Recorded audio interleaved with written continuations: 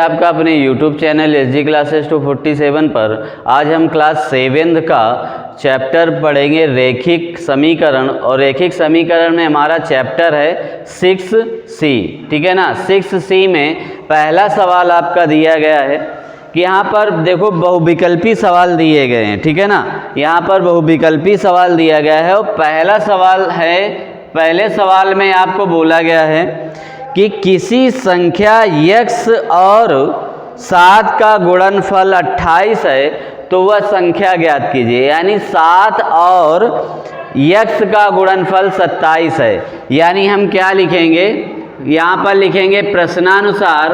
प्रश्नानुसार का मतलब है प्रश्न के अनुसार 7 और x का गुणनफल, 7 इंटू क्या करेंगे x और बराबर कर देंगे 28, ठीक है ना। 7 का कह रहा 7 और x का गुणनफल 28 है, यानी 7 और x का हम गुणा करके बराबर हम 28 लिख देंगे, ठीक है। तो ये हमारा कितना आ जाएगा, 7x बराबर कितना हो जाएगा, 28 हो जाएगा। क्लियर है। तो ये इसके गुणांक में है तो आप जानते हैं उधर जाएगा तो बटे में हो जाएगा। यानी x बराबर कितना आ जाएगा, 28 बटे कितना आ जाएगा, 7। तो 7 चौक कितना आ गया, 28। यानी x बराबर कितना आ गया, 4। तो यहाँ पर x का मान ही पूछ रहा था, तो यहाँ पर x का मान आ जाएगा 4। तो विकल्प आपका तीसरा सही हो जाएगा। कौन सा, तीसरा विकल्प सही हो जाएगा। अब देखिए ये था A नंबर, फर्स्ट का A नंबर। अब देखते हैं फर्स्ट का B नंबर में क्या कहता है। कह रहा है किसी संख्या 5 से किसी संख्या x में 5 से भाग देने पर भागफल 7 आता है तो वह संख्या ज्ञात कीजिए। यानी हम क्या लिखेंगे, प्रश्नानुसार। यहाँ पर पूरी बात आपको ऑलरेडी बता रखी है। यहाँ पर कह रहा है x में यदि किसका भाग दे दें, 5 का भाग दे दें तो भागफल कितना आ जाता है, 7। तो आप जानते हैं इसी प्रकार से ना। यानी हमने क्या किया, x लिखा, x में भी हमने 5 का भाग दिया, 5 का भाग यानी बटे में लिखोगे, और बराबर कर दिया कितना, 7, ठीक है। अब देखो यहाँ पर तिर्यक गुणा इस पे भी होगा, ठीक है। तो x बराबर कितना आ जाएगा, x बराबर 7 इंटू 5, तो यानी x बराबर कितना आ जाएगा, 35। तो ये आपका x का मान निकल के आ गया 35, यानी वह संख्या हमारी क्या है, 35 है। और विकल्प भी आपका तीसरा इस पे भी सही है, यानी तीसरा विकल्प सही हो रहा है। अब देखिए अगला सवाल C नंबर आपका दिया गया है। तो C नंबर में क्या दिया गया है कि कह रहा है यदि एक विषम संख्या 2x + 1 है तो दूसरी क्रमागत विषम संख्या ज्ञात कीजिए। यानी हमको दूसरी क्रमागत विषम संख्या ज्ञात करना है। तो लिखेंगे, देखो एक यहाँ पर है, पहली दे है विषम संख्या, एक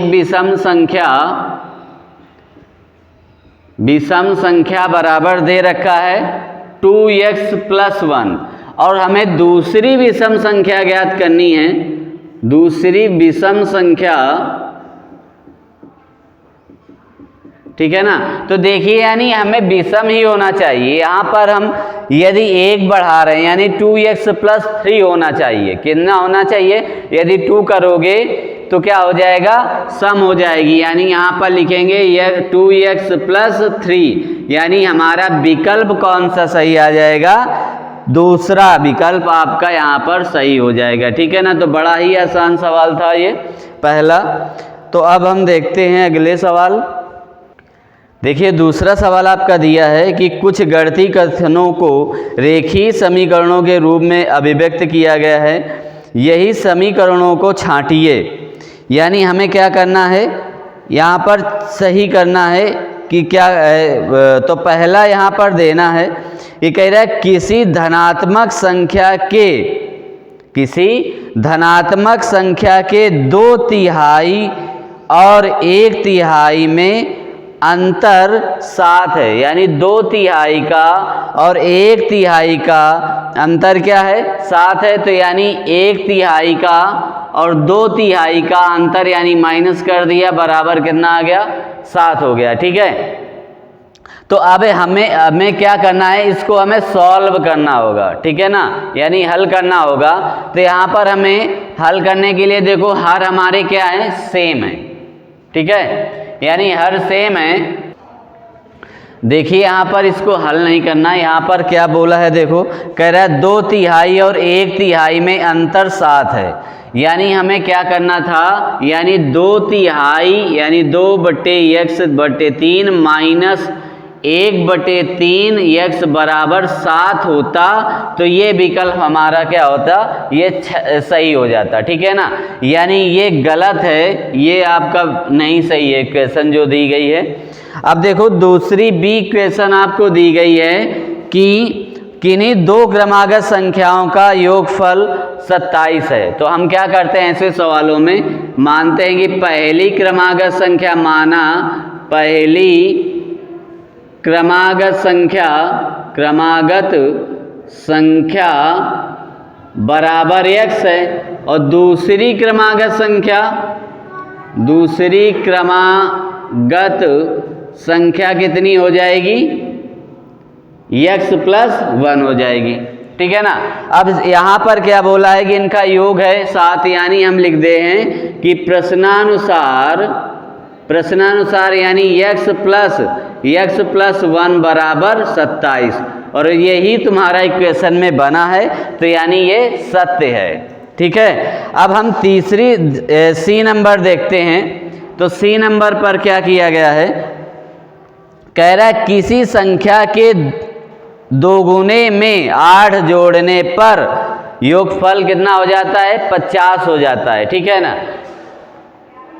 अरे देखिए अगला यहाँ पर दिया गया है कि कह रहा है किसी संख्या के दुगुने में 8 जोड़ने पर, तो यहाँ पर क्या करोगे, सी नंबर में माना संख्या क्या है, माना संख्या आपने x मान ली, ठीक है। यहाँ पर फिर लिख दोगे प्रश्नानुसार, यानी प्रश्न के अनुसार क्या है जो कह रहा है, यानी 2 गुना है, यानी किसी संख्या का 2 गुने में यदि हम क्या करते हैं 8 जोड़ देते हैं, यानी 8 जोड़ देते हैं, यहाँ पर y इसमें माना है तो y मान लो, y है, ठीक है ना। तो y मान लिया, बराबर क्या कर दोगे 50, यही इक्वेशन क्या हो जाएगी आपकी, सही हो जाएगी, ठीक है। और डी नंबर पे क्या बोला गया है, डी नंबर भी सॉल्व कर लेते हैं। बोला है किसी संख्या के 2/3 में 7 जोड़ने पर योगफल 19 प्राप्त होता है। तो यहाँ पर क्या करेंगे, माना वह संख्या लिखेंगे, माना वह संख्या कितनी है, x है, माना वह संख्या x हो गई। अब यहाँ पर लिखोगे प्रश्नानुसार, ठीक है ना, क्या लिख दोगे, प्रश्नानुसार यानी प्रश्न के अनुसार। कह रहा है किसी संख्या के 2/3, यानी 2/3 का मतलब 2/3 x कर दोगे, ठीक है ना, यानी 2/3 यानी 2/3। फिर कह रहा है उस पर 17 जोड़ दें, कितना जोड़ दें, 17 जोड़ दें, तो योगफल कितना हो जाता है, 19 प्राप्त होता है। तो ये इस प्रकार से आपकी इक्वेशन ये भी बन गई, और यही आपको यहाँ पर दिया गया है। तो ये समझ में आया होगा, उम्मीद है आपको समझ में आया होगा। देखते हैं अगले सवाल। देखिए अगला सवाल तीसरा नंबर बोला गया है कि एक संख्या का 1/2 उसी संख्या के 1/4 से 15 अधिक है, तो संख्या ज्ञात कीजिए। तो हम सबसे पहले क्या करेंगे, मानेंगे कि माना वह संख्या क्या है, x है, ठीक है ना, माना वह संख्या x है। अब जैसा इसने कहा है हमें वैसा ही कर देना है, ठीक है ना। तो यहाँ पर हम लिख देंगे प्रश्नानुसार, और प्रश्नानुसार का मतलब होता है प्रश्न के अनुसार। प्रश्न के अनुसार का मतलब जैसा प्रश्न में कहा जा रहा है वैसे ही करेंगे। तो पहली बात कहा कि एक संख्या का 1/2 क्या है, यानी हम ये x का क्या कर दें, 1/2 कर दें, तो ये किसके बराबर हो जाता है, उसी के संख्या के 1/4 से 15 अधिक हो जाता है। यानी x का 1/4 कर दें और प्लस 15 कर दें, ठीक है ना। बात आपको समझ में आ रही होगी। देखो उसने बोला कि एक संख्या का 1/2 उसी संख्या के 1/4 से क्या है 15 अधिक है। तो हमने क्या किया, अब दोनों ये इक्वेशन बराबर हो गई, यानी इसका 1/2 हो गया और इसका 1/4 से 15 हमने अधिक कर दिया, ठीक है ना। तो इस प्रकार से इसको सबसे मेन बात है हमको ये बनाना, यानी हमारा ये समीकरण बन गया तो भी क्वेश्चन बड़े आसानी से हल हो जाएगा और बड़ी आसानी से हम इसको सॉल्व भी कर लेंगे, ठीक है। तो अब इसको हम सॉल्व करेंगे तो देखिए इसमें हम गुणा करेंगे तो आएगा x/2 और इसको गुणा करेंगे तो x/4 आ जाएगा और प्लस का आ जाएगा 15, ठीक है। अब इसके देखो ये हमारा क्या है, चर है और ये भी क्या है, चर है। तो चर को हम क्या करेंगे, पास में ले आएंगे तो ये लिखेंगे x/2 माइनस x/4 और बराबर आ जाएगा आपका 15। क्लियर है। अब देखो इसमें दोनों में भिन्न के रूप में लिखा है तो हम लासा लेंगे इसका, ठीक है। तो लासा हमारा कितना आ जाएगा, 4 हमारा लासा आ जाएगा। तो 2 से डिवाइड करोगे तो कितनी बार जाएगा, 2 बार जाएगा और 2 का हम अंश में गुणा करा देंगे, यानी हमारा 2x आ जाएगा। अब 4 का 4 से डिवाइड करोगे तो 1 बार जाएगा, यानी x आ जाएगा, बराबर हो जाएगा 15, ठीक है ना। 15 आ गया। अब इसके बाद हम इसको घटाएंगे तो यहाँ आ जाएगा x, यानी 2 में x जाएगा तो x बचेगा, x बटे कितना आ गया 4 और आ जाएगा 15।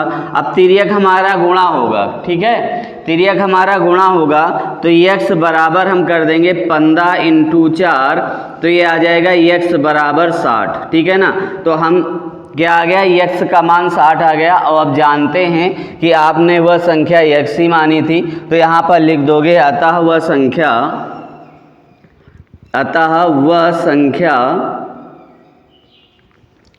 60 होगी। कितनी होगी, 60 होगी, ठीक है ना। तो इस प्रकार से आपका ये तीसरा नंबर सवाल बड़ी आसानी से सॉल्व हो गया। देखते हैं अब चौथा नंबर सवाल क्या। देखिए चौथा सवाल आपका कह रहा है कि एक संख्या 7 से 4 बड़ी है तो वह संख्या ज्ञात कीजिए। तो यहाँ पर देखिए हम मानेंगे माना वह संख्या बराबर x है और फिर लिखेंगे प्रश्नानुसार में हम क्या करेंगे, बोला है कि वह संख्या 7 से 4 बड़ी है, यानी 7 लिखेंगे और प्लस 4 कर देंगे, ठीक है ना। तो यानी ये इक्वेशन इसके बराबर आ जाएगा। तो x बराबर कितना आ गया, 11, यानी क्या हो जाएगा, वह संख्या हमारी 11 हो जाएगी, ठीक है। देखिए अगला सवाल कह रहा है 5वां नंबर, कह रहा है एक कक्षा में 45 विद्यार्थी हैं, यदि छात्रों की संख्या छात्राओं की संख्या के 2/3 हो तो छात्राओं की संख्या ज्ञात कीजिए। तो 5वां सवाल है आपका। तो यहाँ पर दिया है विद्यार्थियों की कुल संख्या, तो यहाँ पर लिखेंगे कक्षा में विद्यार्थियों की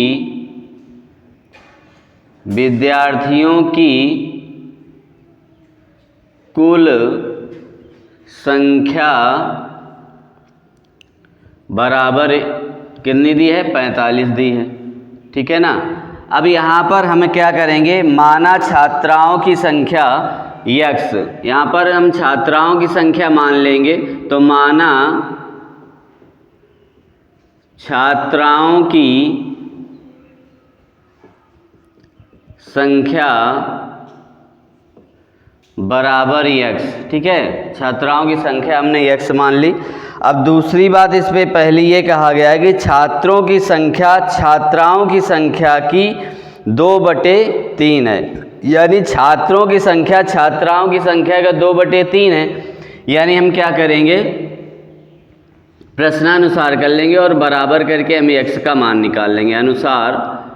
तो यहाँ पर प्रश्न का अनुसार क्या है, यानी छात्रों की संख्या क्या है, छात्राओं की संख्या की 2/3 है, यानी x गुणते 2/3 और बराबर हम कर देंगे 45, ठीक है ना। 2/3 बराबर कर देंगे 45, तो इससे तो आएगा नहीं,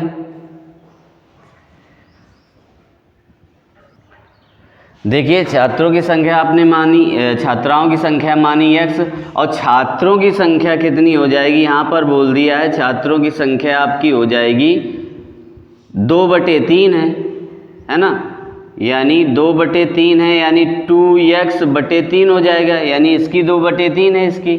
ठीक है, अब प्रश्नानुसार कर देंगे, यानी हम लिखेंगे x + 2x/3 बराबर 45, यानी इन दोनों का योग ही तो 45 है ना आपका। यानी हमने संख्या, छात्राओं की संख्या कितनी मान ली, x मान ली, और छात्रों की संख्या क्या बन जाएगी, छात्रों की संख्या बन जाएगी, यानी इसका 2/3 है, यानी 2x/3 हो जाएगा। ठीक है, अब इसको हम जोड़ देंगे तो ये आ जाएगा, देखो इस पे लासा लोगे तो 3 आ जाएगा, और 3 इस पे गुणा हो जाएगा तो आ जाएगा 3x + 2x बराबर हो जाएगा 45। इसको हम जोड़ देंगे तो 5x/3 आ जाएगा और बराबर हो जाएगा 45, और 3x गुणा हो जाएगा तो 5x बराबर कितना हो जाएगा 45 × 3, और x बराबर कितना हो जाएगा 45 × 3/5। ठीक है ना, तो आप जानते हैं 9 पना 45 होता है, तो x का मान कितना आ गया 27। तो यानी छात्राओं की संख्या हम यहाँ पर लिख देंगे, अतः छात्राओं की संख्या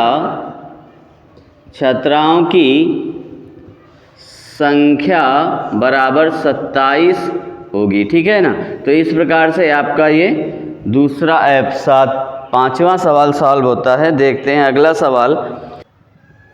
देखिए अगला सवाल 6वां नंबर कह रहा है, एक संख्या के 1/3 भाग में से उसका 1/4 भाग घटाने पर 4 शेष है तो संख्या ज्ञात कीजिए। तो यहाँ पर क्या करेंगे, हम मानेंगे माना वह संख्या बराबर x। ठीक है ना, फिर हम क्या करेंगे, प्रश्नानुसार कर देंगे, यानी प्रश्नानुसार का मतलब जो प्रश्न के अनुसार है। फिर हम, यानी इसने बोला कि 1/3 भाग, यानी x का 1/3 भाग उस पे घटा देना है x का 1/4 भाग, और ये शेष किसके बराबर आ जाता है 4 के। ठीक है ना, तो यहाँ पर इसको हम गुणा करके जब लिखेंगे तो x/3 आ जाएगा माइनस x/4 आ जाएगा, बराबर हम करेंगे 4। अब दोनों का हम लासा ले लेंगे। ठीक है ना, तो लासा आपका कितना आ जाएगा 12 लासा आ जाएगा, तो इससे डिवाइड करोगे यानी 4 बार जाएगा, 4 का हम x में गुणा करा देंगे तो 4x हो जाएगा। 4 से अब भाग दोगे तो 3 बार जाएगा, यानी 3 का गुणा करा देंगे तो 3x आ जाएगा, बराबर 4 हो जाएगा। ठीक है, अब इसको हम घटाएंगे तो x बटे कितना आ जाएगा 12 और बराबर हो जाएगा 4। अब तिर्यक गुणा करोगे तो x बराबर कितना आ जाएगा 12 × 4, तो x बराबर बरचौक 48 आ जाएगा। अतः हम कह सकते हैं, अतः वह संख्या कितनी हो जाएगी 48 होगी। ठीक है ना, अतः वह संख्या कितनी आ जाएगी 48 आ जाएगी। तो इस प्रकार से आपका 6वां सवाल सॉल्व होता है। देखिए अगला सवाल 7वां नंबर आपका बोला गया है, आदर्श, डेविड और हमीद का कुल भार 44 किलोग्राम है, और यदि डेविड का भार आदर्श के भार से 1.3 किलोग्राम अधिक है एवं हमीद के भार से 2.1 किलोग्राम अधिक है, तो तीनों का अलग अलग हमें भार ज्ञात करना है। तो यहाँ पर हम लिख देंगे आदर्श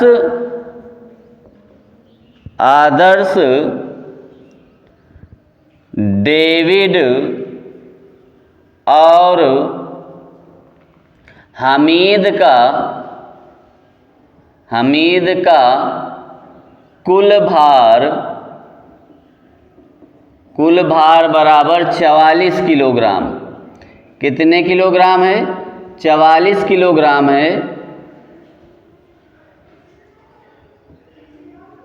ठीक, अब देखो यहाँ पर हमें एक का भार मानना पड़ेगा, ठीक है ना। तो हम क्या करते हैं, डेविड का ही भार मान लेते हैं ताकि आसानी हो जाएगी करने में। तो यहाँ पर हम मानेंगे माना डेविड का भार, माना डेविड का भार बराबर x किलोग्राम। कितने किलोग्राम, x किलोग्राम डेविड का भार हमने मान लिया। अब यहाँ पर करेंगे प्रश्नानुसार। प्रश्नानुसार का मतलब प्रश्न के अनुसार, ठीक है, प्रश्न के अनुसार। अब देखो x हो गया, अब तीनों का भार कुल क्या है, 44 किलोग्राम है। तो यहाँ पर x डेविड का हमारा x है तो हमने x मान लिया।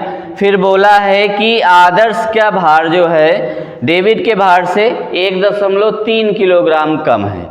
यानी हम क्या करेंगे, x माइनस 1.3 किलोग्राम कर दें तो इसके बराबर हो जाएगा, ठीक है ना। फिर प्लस कर देंगे और फिर करेंगे x माइनस, अब कितना है, हमीद का भार कितना कम है, 2.1 किलोग्राम कम है। यानी 2.1 किलोग्राम हमने इसको कम कर दिया और बराबर कर दिया कितने, 44 के, ठीक है। अब यहाँ पर समझिए, देखिए यहाँ पर ये कहा गया है, एक बार और समझ लीजिए, बोला गया है कि डेविड का भार आदर्श के भार से 1.3 किलोग्राम अधिक है। यानी हमने क्या किया, डेविड का भार मान लिया x, ठीक है ना, फिर x कर लिया, यानी तीनों का ही योग हमारा ये कितना होगा, 44 किलोग्राम होगा। यानी कितना अधिक है, तो इसने बोला कि डेविड के भार से 1.3 किलोग्राम अधिक है। तो हमने क्या किया, 1.3 किलोग्राम घटा देंगे तो इसके बराबर आ जाएगा, ठीक है। इसी प्रकार से हमीद का भार बोला कि डेविड के भार से 2.1 किलोग्राम अधिक है, तो हमने इसी को इस पे घटा दिया, यानी x में 2.1 किलोग्राम घटा दिया। अब क्या करेंगे, इन तीनों को हम जोड़ लेंगे, यानी हल कर लेंगे। तो इसका कोष्टक हम खोलते हैं, तो x minus 1.3 plus x minus 2.1 बराबर कितना हो गया, 44। अब देखिए यहाँ पर x को जोड़ लेते हैं, चर को, तो यहाँ पर आ जाएगा 3x, और ये माइनस का यदि हम दोनों माइनस माइनस के हैं तो जुड़ जाएंगे, तो ये कितना आ जाएगा, 3.4 आ जाएगा, ठीक है ना। इकाई जोड़ोगे 4 आएगा और ये जोड़ोगे 3 आएगा, बराबर हम कर लेते हैं 44। अब देखिए ये इधर जाएगा, चर है तो यानी 3x बराबर आ जाएगा 44 प्लस 3.4। अब इसको हम ऐड करेंगे तो 3x बराबर आ जाएगा 47.4। क्लियर है, 47.4 आ गया। अब इसका हम गुणांक कर देंगे तो x बराबर क्या आ जाएगा, 47.4/3। अब इसको हम डिवाइड करेंगे, डिवाइड जब करोगे तो ये चला जाएगा एक बार, तो यहाँ पर एक बचा तो कितना हो गया, 17 हो गया, तो 17 15 आ जाएगा, यानी 5 बार जाएगा। फिर यहाँ पर 2 बचेगा तो दशमलव लगाओगे तो 8 आ जाएगा, यानी x का भार कितना आ गया, 15.8। तो ये आपका किसका आ गया, डेविड का, ठीक है ना, ये डेविड का भार आ गया। तो यहाँ पर लिखोगे अतः डेविड का भार बराबर आया 15.8, ठीक है ना। और हम ये किसका माने थे, आदर्श का, तो हम लिखेंगे आदर्श का भार बराबर x माइनस 1.3, तो यानी 15.8 माइनस 1.3, तो ये आ जाएगा हमारा 14.5, ठीक है, किलोग्राम। और हम अब हमीद का निकालेंगे, हमीद का भार बराबर आ जाएगा, यानी x माइनस 2.1, तो ये आ जाएगा हमारा, यानी 15.8 माइनस 2.1, तो ये आ जाएगा 13.7 तो किलोग्राम। तो आपका ये पूर्णतः सवाल बड़े अच्छे से समझ में आया होगा, उम्मीद है, ठीक है ना। तो ये आपका ये भार निकल के आ गया। ठीक है, तो उम्मीद है क्लास आपको समझ में आई होगी। देखते हैं अगला सवाल। देखिए अगला सवाल 8वां कह रहा है 2 अंकों की एक संख्या के अंकों का योग क्या है? 4 है, योगफल 4 है। यदि दहाई के अंक में इकाई का अंक घटा दिया जाए तो शेष 2 है, संख्या ज्ञात कीजिए। तो यहाँ पर क्या करोगे, यहाँ पर मानोगे माना दहाई का अंक बराबर x और इकाई का अंक बराबर y, ठीक है ना। तो संख्या हमारी क्या बन जाएगी, संख्या हमारी बन जाएगी, तो संख्या हमारी बनेगी 10x प्लस y, ये हमारी संख्या बन गई, ठीक है ना। अब पहली शर्त हमारी क्या है, पहली शर्त बोला है कि यदि दोनों का योग कितना है, 4 है, यानी हम क्या कर दें x प्लस y कर दें तो ये 4 हो जाता है। इसको समीकरण मान लेते हैं 1। फिर दूसरी शर्त में क्या कहा है, दूसरी शर्त में है कि इकाई का अंक, यदि दहाई बोला है कि दहाई का अंक इकाई से घटा दिया जाए तो शेष 2 हो जाता है। यानी x यानी हमारी दहाई है और इस पे इकाई यानी हमारा y है, तो इस पे घटा दोगे तो ये 2 हो जाता है। ये समीकरण दूसरा बन गया, क्लियर है, दूसरा बन गया। अब हम क्या करेंगे, समीकरण 1 और 2 को हल करेंगे। तो यहाँ पर लिख देंगे समीकरण 1 और समीकरण 2 को हल करने पर, ठीक है।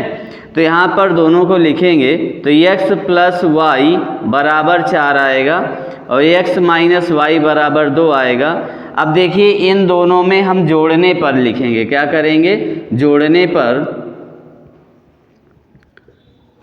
पर तो जब आप जोड़ोगे ये प्लस माइनस माइनस रहेगा, इसको जोड़ दोगे तो ये जाएगा कट और ये जाएगा जोड़, यानी 2x बराबर 6 आ जाएगा। तो x इसके गुणांक में तो ये बटे में जाएगा, यानी x बटे कितना आ जाएगा 2, तो ये कैंसिल हो जाएगा 3 आ जाएगा, यानी x का मान कितना आ गया 3। जब x का मान 3 आ गया तो हम क्या लिखेंगे, ये x का मान समीकरण 1 में रख लो या 2 में रख लो, जिस पे इच्छा उस पे रख सकते हो, ठीक है ना। तो यहाँ पर लिखोगे समीकरण x का मान समीकरण 1 में रखने पर, ठीक है ना। तो हमारा समीकरण कौन सा है कि x प्लस y बराबर कितना है 4। हम क्या करेंगे, x की जगह 3 रख देंगे, यानी 3 प्लस y बराबर 4 आ जाएगा। तो y बराबर 4 माइनस हो जाएगा 3, तो y बराबर कितना आ जाएगा 1। हमारा y का मान कितना आ गया, 1 आ गया। तो अब हम क्या करेंगे, संख्या हमारी कितनी दे रखी है, तो संख्या हमारी है 10x प्लस y है। तो यानी हम x की जगह कितना रखेंगे 3 और y की जगह 1, यानी हम क्या कर लेंगे 3 यानी 30 हो गया, प्लस 1 यानी हमारी संख्या कितनी आ गई 31। तो यहाँ पर लिख सकते हैं कि अतः वह संख्या 31 होगी, ठीक है ना। तो इस प्रकार से आपका 8वां नंबर सवाल सॉल्व होता है। देखते हैं अगला सवाल। अगला सवाल देखिए 9वां नंबर दिया गया है, बोला गया है कि 2 क्रमागत संख्याओं का योगफल 21 है, तो उन संख्याओं को बताइए, ठीक है। तो हमारी 2 क्रमागत संख्याओं का योग कितना है 21 है। तो यहाँ पर मानेंगे माना पहली क्रमागत संख्या बराबर x और दूसरी क्रमागत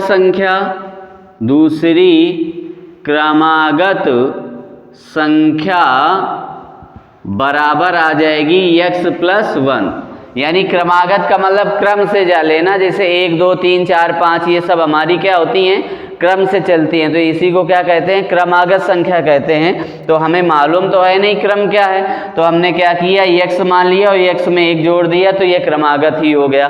ठीक है, अब क्या करेंगे हम, प्रश्नानुसार करेंगे, प्रश्नानुसार यानी प्रश्न के अनुसार।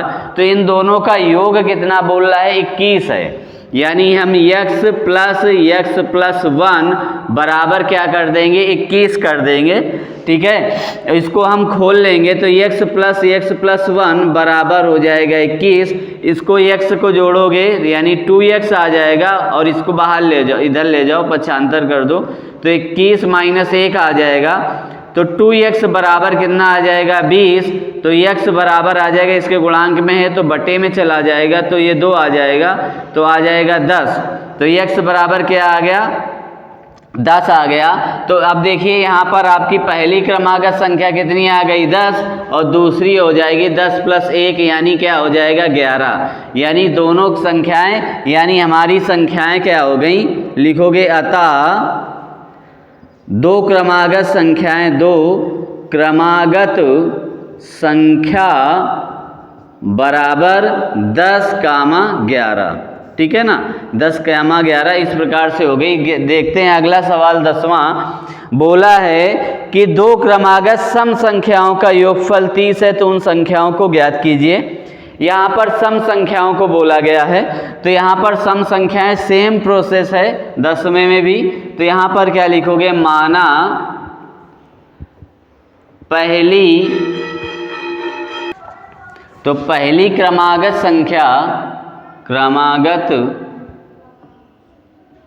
संख्या बराबर कितनी आ जाएगी, x, और दूसरी क्रमागत सम संख्या। ठीक है ना, क्या है, सम संख्या हमें मानना है। यहाँ पर भी आप लिख लोगे सम संख्या, सम का मतलब सम होना चाहिए, यानी सम संख्याओं में अंतर हरदम कितने का होता है, 2 का होता है। यानी 2 आता है, फिर इसके बाद 3 आता है, फिर 4 होता है, तो ये अंतर कितना आ गया, 2 का। हर संख्याओं में अंतर 2 का होता है, तो यानी x प्लस 2 मान लेंगे। ठीक है, अब लिखेंगे प्रश्नानुसार यानी प्रश्न के अनुसार, तो x प्लस 2 बराबर आपका कितना दिया है, यानी 30 दिया है। ठीक है ना, तो 30 आ जाएगा, तो इसको जोड़ेंगे इस कोष्टक खोल लो, तो x प्लस 2 आ जाएगा, बराबर हो जाएगा 30। इसको दोनों को जोड़ोगे तो 2x बराबर आ जाएगा 30 माइनस 2, इसको इधर पक्षांतर कर लिया, तो 2x बराबर आ गया 28। इसको हम भाग कर देंगे तो x बराबर 28 बटे आ जाएगा, 2 डिवाइड कर देंगे तो आ जाएगा 14। तो x का मान कितना आ गया, 14। तो यहाँ पर लिखोगे, देखो यहाँ पर इसका 14 आ गया मान, और इसमें 2 जोड़ दोगे तो आ जाएगा 16। तो यहाँ पर हम लिख देंगे अतः दो क्रमागत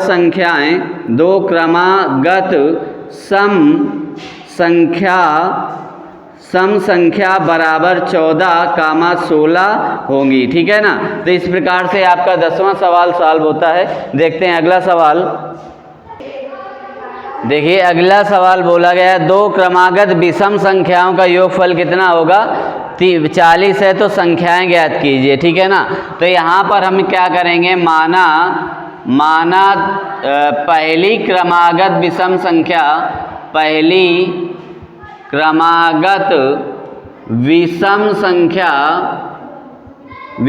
संख्या बराबर x प्लस 1।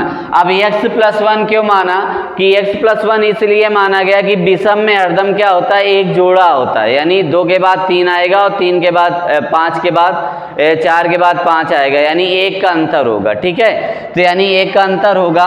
तो और इसी प्रकार से दूसरी क्रमागत विषम संख्या भी क्या बन जाएगी, x प्लस 1 ही रहेगी, क्योंकि इस पे भी क्या है, 1 ही जोड़ा जाएगा। तो यहाँ पर हम लिखेंगे प्रश्नानुसार, तो प्रश्नानुसार के अनुसार हम क्या करेंगे, दोनों का योगफल हमको दे रखा है 40, तो यहाँ पर करेंगे x प्लस 1 और फिर प्लस करेंगे तो x प्लस 1 बराबर कर देंगे 40, क्योंकि दोनों का योग क्या है, 40 है। इनको हम कोष्टक में खोलेंगे तो x plus 1 plus x plus 1 बराबर आ जाएगा 40।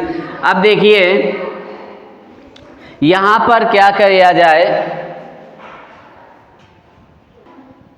देखिए यहाँ पर x + 1 और इसको मानोगे x + 3, क्योंकि विषम है ना, तो यहाँ पर माना जाएगा x + 3, तो इसको x + 3 करना होगा, तो ये 3 आ जाएगा यहाँ पर। अब देखिए इनको जोड़ोगे तो ये आ जाएगा 2x और प्लस आ जाएगा 4 बराबर हो जाएगा 40। इसको हम इधर ले जाएंगे तो 2x बराबर 40 माइनस का 4, तो 2x बराबर हो जाएगा 36, तो x बराबर 36/2 यानी कितना आ गया 18, तो x बराबर कितना आ गया 18, तो यानी पहली विषम क्रमागत संख्या 18 + 1 यानी 19 हो जाएगी और 18 + 3 यानी 21 हो जाएगी।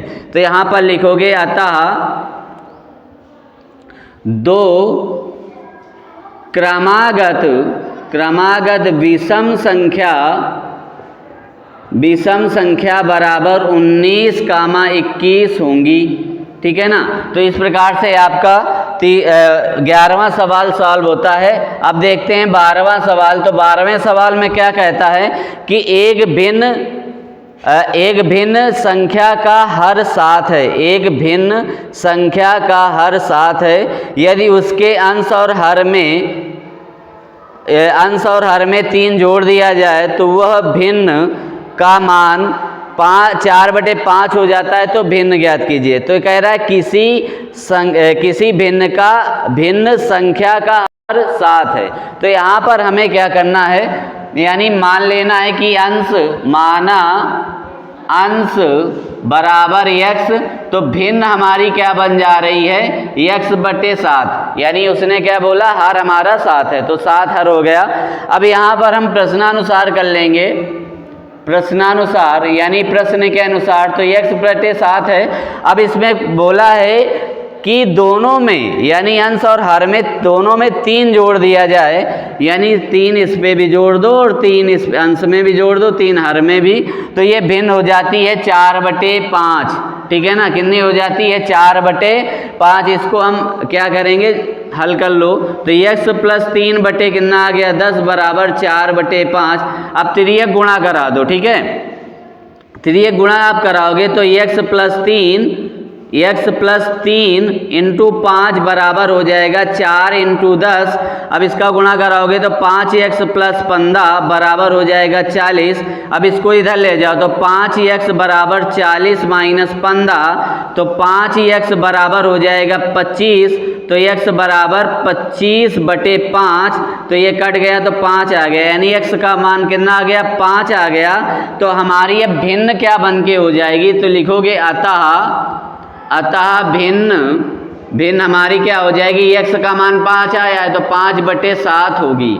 ठीक है ना, ऑलरेडी आपको बोल दिया था कि यहाँ पर भिन्न 5 हर हमारा 7 होगा, तो ये भिन्न हमने x मान लिया अंश, उस पे बटे में 7 कर दिया, हमने x का मान निकाल लिया 5 आया, तो भिन्न हमारी 5/7 हो गई। तो उम्मीद है क्लास आपको पसंद आई होगी। यदि पसंद आई है तो लाइक करें, यदि चैनल पर नए हैं तो सब्सक्राइब करें और बेल आइकन को दबाना ना भूलें, और वीडियो को ज़्यादा से ज़्यादा अपने दोस्तों के साथ शेयर कीजिए। तो मिलते हैं फिर नेक्स्ट क्लास पे नेक्स्ट वीडियो के साथ, तब तक के लिए धन्यवाद।